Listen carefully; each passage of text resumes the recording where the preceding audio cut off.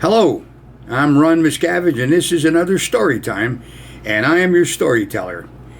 Now, today's video is a continuation of one that I did about a year ago, and the link to that is in the description.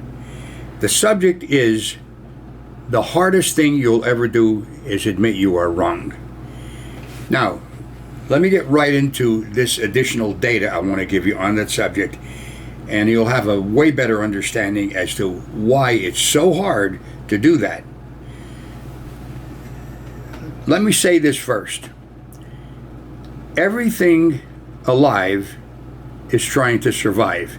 In other words, that would be the common urge, whether it's a bug, an animal, a plant, a person. Everything wants to live or survive. Now, associated with that would be right action. In other words, doing the right thing equals survive. Like for a bug, it would have to know the best place to go and get food and the right way to go there and not get eaten by a bigger bug. Or maybe a plant, or like a grapevine, which is almost between an animal and a plant, because we have a grapevine in our yard and these tentacles search out places to hang on. That would be the right action for that grapevine to do. Now, as far as an animal is concerned, the right place to get food, they would find out, and if we're wrong, well, that's not too good because they don't have food then. With a human being, it could be picking maybe the right stock on the stock market and making money on it, and that would enhance your life. Or maybe picking the right profession that would then give you more capability of making more money to take care of your family better, or maybe even picking the right mate to live your life with. So, in other words, right actions equal better survival. Wrong actions would equal succumb. Now, it might not be in your mind when you're thinking about doing something, I better do something right and I'll survive, or if I don't do it right, I'll succumb. But nevertheless, that thought or that feeling is within any person who's living, and that's why it kind of chokes on you when you try to say, you know what, I was wrong. And especially if you have a quote-unquote friend who, like one did this to me about a year ago when I told him something I did when I was a kid that was stupid. And he says, well, I didn't think any kid could be that stupid. I'll tell you what, I didn't feel like talking to him anymore. So there are people like that, and probably you know what I'm talking about. Avoid them. Maybe that's bad advice. Could be a good friend. Maybe be more forgiving with them. But I hope you get my point that if you admit you are wrong and you were wrong, you can move forward from that point.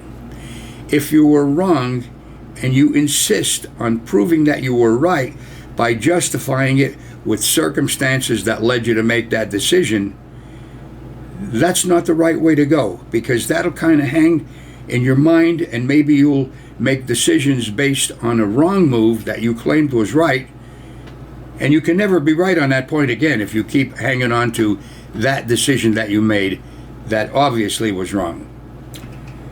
I hope this doesn't sound too complex to you, because I'm trying to make it as simple as I can. And I think if you watched the earlier video I did on it, one of the things I pointed out was this, that if you become very competent in life and you have ability in your competence, you're more likely able to admit you're wrong. If you don't do that and you just are barely getting by and you make a wrong move, it's like a big deal to you. In other words, that's like a blow to your ego and to your ability to make decisions. But if you are used to doing things so right that you're having a good time in life, you're succeeding, if you did something wrong, you'd say, yeah, I screwed up. And that would be the end of it.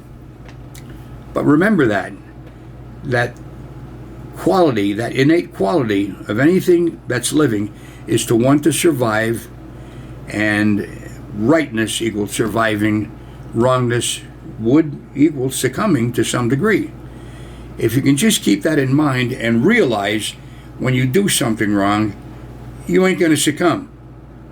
As a matter of fact, if you were able to say, yeah, I screwed up, I was wrong, simplest thing to do, you're over it. You're never going to be stuck with that particular decision, which maybe was bad. But if you start justifying it, then you're hung up at that point. I'm not going to talk any further on this, but look at, check this out in life. See how that works out for you. I think it's going to work out well, and I think you're going to have a better life with this ability gained. It's an ability gained. You just don't, it just doesn't come naturally to say, oh, I was wrong, you know. It's going to choke in your throat a little bit at the beginning, but once you see this, that you can do that and move forward off that point, you will lead a much more successful and happier life. That's my talk for today, and listen, I wish all of you the best. That's the reason I'm doing these little life lessons or story times, and I hope you have a happy, successful life. And if you want to see what else I do, you can go to my website, The Real Ron Miscavige, and you'll see the other things I do. If you want to contribute to the ongoingness of this, you can become a patron, or just a one-time donation with PayPal. There's my thoughts for today. Good luck to everybody. I wish you the best of everything. Until the next time, I say, God bless you. I'm Ron Miscavige. This has been Storytime. Bye-bye for now.